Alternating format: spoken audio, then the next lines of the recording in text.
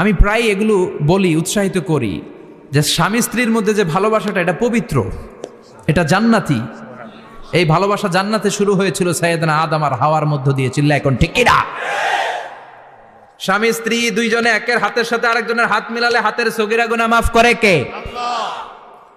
স্ত্রীর চেহারার দিকে নজর করে তাকালে চোখের গুনাহ মাফ করে দেয় কে? আল্লাহ। স্ত্রীর জন্য প্রতি মাসে যে খরচ দেন, এই টাকাগুলো সদকা দেওয়ার সওয়াব আছে না নাই? স্ত্রীকে যে দামি দামি ভ্যানিটি ব্যাগ কিনে দেন, এটা তো সওয়াব আছে না নাই? কক্সবাজারে ঘুরতে নিয়ে গেলে সওয়াব আছে না নাই? ফুল কিনে দিলে সওয়াব আছে না নাই? ভালোবাসার গান শোনাইলে সওয়াব আছে না নাই?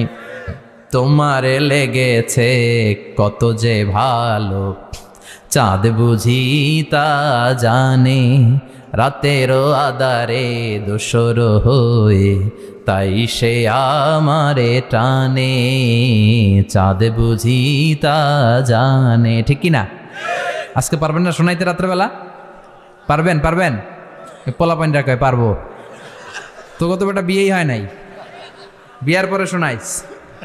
তো এই ভালোবাসার গানগুলো শোনালে নিজেদের মধ্যে একটা ইন্টিমেসি তৈরি হয়। বিশ্বনবীও এরকম স্ত্রীর সাথে খুনসুটি করতেন, ভালোবাসা করতেন। এটা হালাল, কিন্তু এটা জায়গা মতো না করে ভাবির